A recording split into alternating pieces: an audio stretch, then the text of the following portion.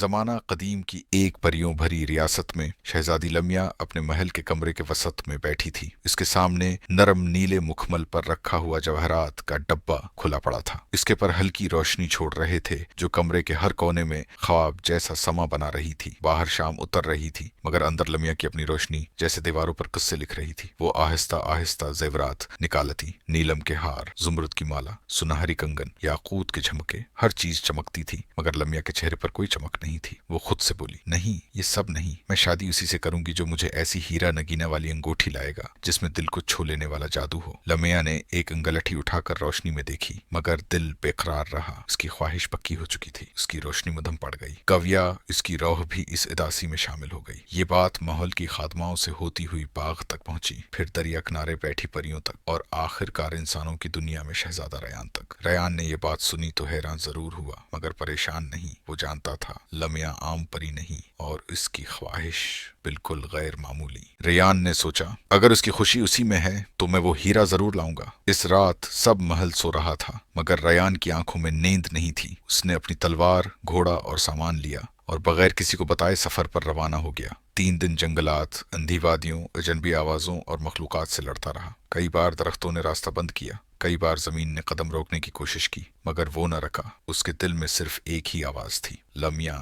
چوتھی رات اسے چاندنی میں ایک روشن دائرہ نظر آیا۔ وہ اس میں داخل ہوا تو آنکھیں بند ہو گئیں اور جب کھولیں وہ ایک نئی دنیا میں تھا۔ یہ تھی پریوں کی وادی جہاں درخت جامنی، گھاس چمکتی، دریا نیلی روشنی سے بہتا اور ہوا میں خوشبو اور سرگوشیاں تیرتی تھیں۔ وہ آگے بڑھا تو ایک بوڑھی پری ظاہر ہوئی، چاندی جیسے بال، آنکھوں میں پوری وادی جتنی روشنی۔ اس کا نام تھا زرلیخا۔ زرلیخا نے ریان کو اوپر سے نیچے تک دیکھا اور بولی، انسان، تم کیا تلاش کر رہے ہو؟ ریان نے ادب سے کہا، میں ایک ایسے ہیرا نگینا کے لیے پتھر چاہتا ہوں جس میں خاص جادو ہو تاکہ اسے شہزادی لمیا کو دے سکوں۔ لمیا کا نام سنتے ہی زرلیخا چونکی۔ وہ روشنی کی نسل کی پری ہے، وہ صرف دل کی سچائی سے پیدا ہونے والی چیز قبول کرتی ہے۔ پھر زرلیخا نے زمین پر ہاتھ پھیرا، روشنی اٹھی اور ایک بیرنگ پتھر نمودار ہوا۔ یہ ہے وہ پتھر، مگر یاد رکھو یہ ہر دل قبول نہیں کرتا۔ اگر نیت میں خود غرضی ہوئی تو یہ پتھر ہمیشہ کے لیے کالا ہو جائے گا۔ ریان نے پتھر اٹھایا، وہ دھڑک رہا تھا۔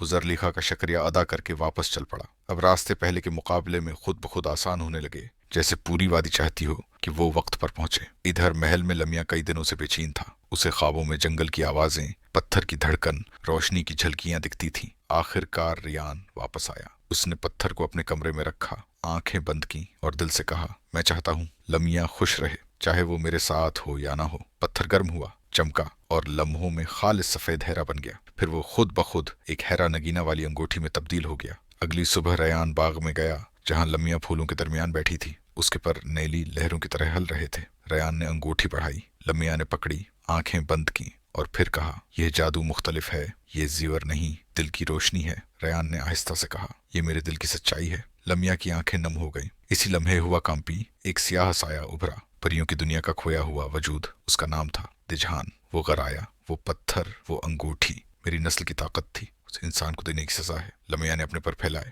نیلی روشنی نے حفاظتی دائرہ بنا لیا۔ ریان اس کے پیچھے کھڑا تھا مگر خوفزدہ نہیں، عزم میں ڈوبا ہوا۔ سایہ بڑھتا گیا، ہوا سرد ہونے لگی، پھول مرجھانے لگے مگر لمیا نے انگوٹھی آسمان کی طرف اٹھائی۔ روشنی بھڑکی، سایہ چیخا اور ایک ہی لمحے میں سب کچھ روشن ہو گیا۔ جب روشنی ختم ہوئی تو جہان غائب تھا، باغ پھر زندہ ہو گیا، ہوا میں خوشبو پھیل گئی۔ لمیا نے آہستہ سے ریان کا ہاتھ پکڑا اور کہا، یہ جادو ہم دونوں کا تھا۔ اور یوں وہ انگوٹھی جو ایک وقت میں بیرنگ پتھر تھی، ان دونوں کی زندگی کا سب سے خوبصورت طلسم بن گئی۔